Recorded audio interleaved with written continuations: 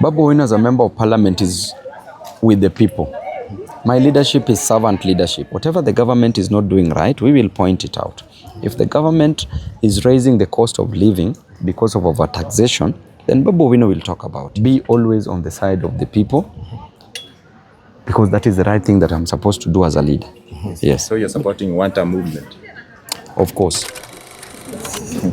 Thank you very much, members of the press. I'm Babu Owino, member of parliament for Embakasi's constituency. I'm member of parliament in Nairobi, and I want to say clearly that in Nairobi at the county level, we lack proper leadership. Leadership that should change the lives of the people. Leadership that should make proper roads for the people and serious drainage system. Leadership that will offer sufficient supply of clean water and of serious quality. Leadership that will ensure that our mothers, our youth, men and women get proper medication in terms of drugs and payment of the personnel, the medics in various hospitals. We want serious leadership that will clear and clean the city. The city is filthy.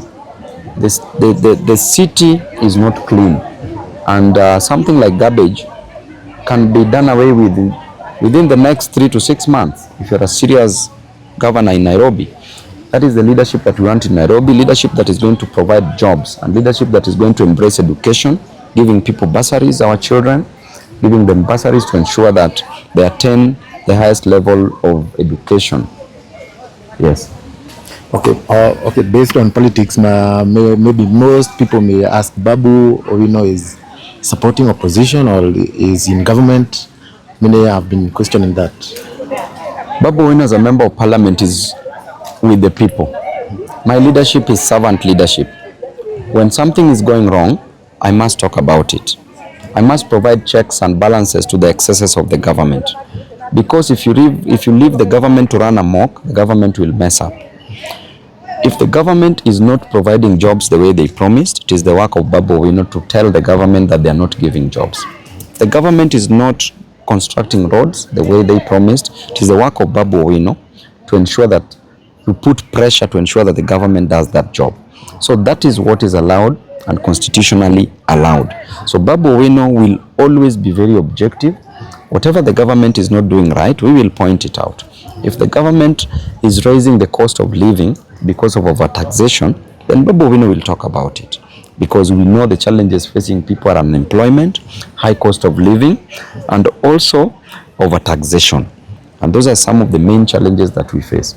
If a mom cannot afford school fees for their children, a dad cannot afford food, 3 meals in a day to go and provide for their families, then we have to fight the government, because the government should provide an environment for people to do businesses or for people to get jobs. So if they're not doing this, we will be always on the side of the people, because that is the right thing that I'm supposed to do as a leader. Yes. So you're supporting one-term movement? Of course. Yes. Maybe what have you done in Embakasi East that now you want to do in the whole of Nairobi? In Embakasi East, we call it Embakasi East Republic. In the Republic of Embakasi East, a lot has happened. We've done so many roads in Embakasi East, so many tarmac roads, and also maram roads have been done there. We've constructed schools in Embakasi East. We've renovated almost all schools in Embakasi East constituency. We've bought buses in all schools in Embakasi East constituency. We've provided water. There's the northern water tunnel.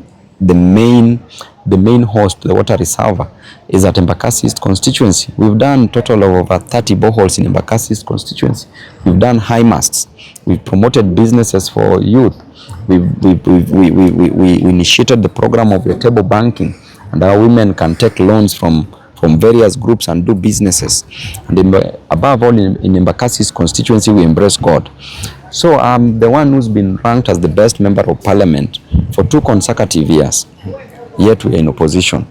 Yes. Okay, at a time there was a rumor in newspapers that Babu and other young parliamentarians are forming a party. Maybe you can clear the air on that or something like that. I think, my brother, that is tomorrow's problem. Today's problem as a member of parliament is to work for the people of Embakasi's constituency and to ensure that Nairobians also get services. When that time comes, we will communicate our position. But maybe you can touch about your friend Ndindi Nyoro. Most of the time we see you been taking photographs together.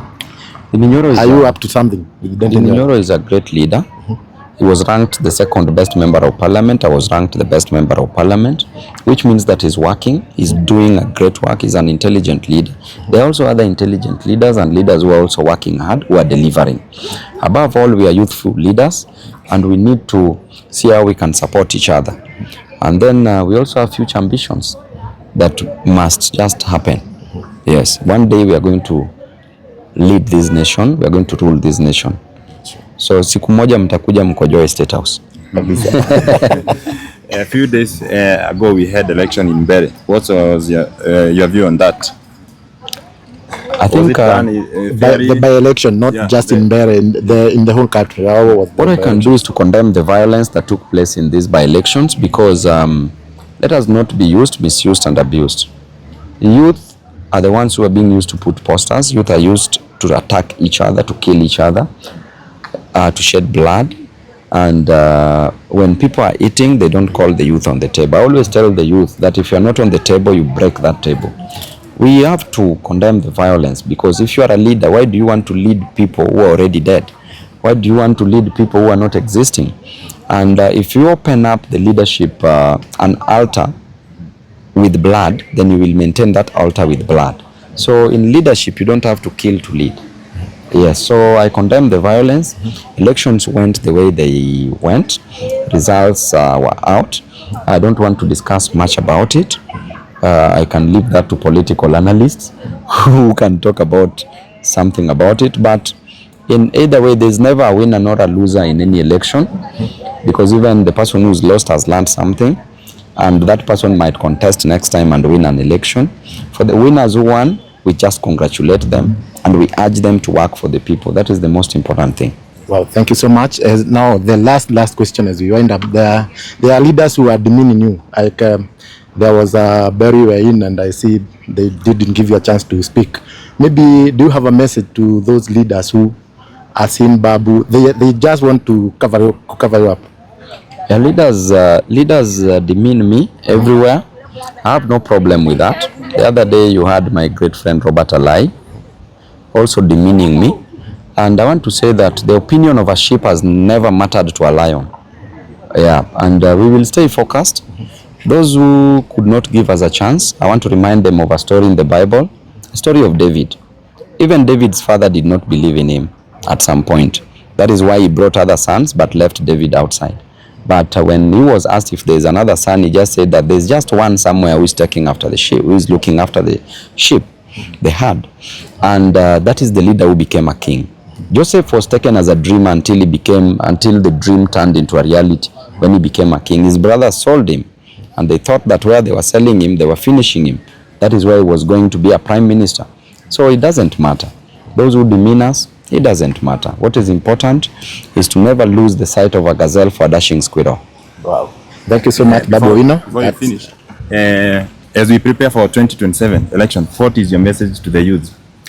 I want to urge the youth in this nation to register as voters. That is the only weapon we can use to finish tyranny.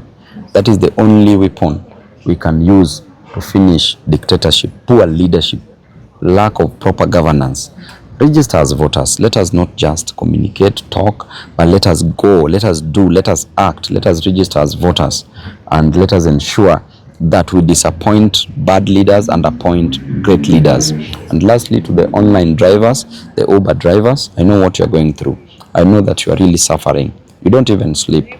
Why? Because you have taken you've taken these cars on loan. You pay loans.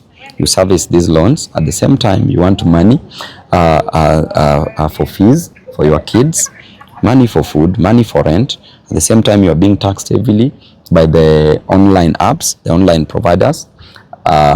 Uber, Bolt, charging 18% is too exorbitant. They should be charged at least 5%, because they should bank on the numbers. The online service providers should bank on numbers, not charging exorbitantly.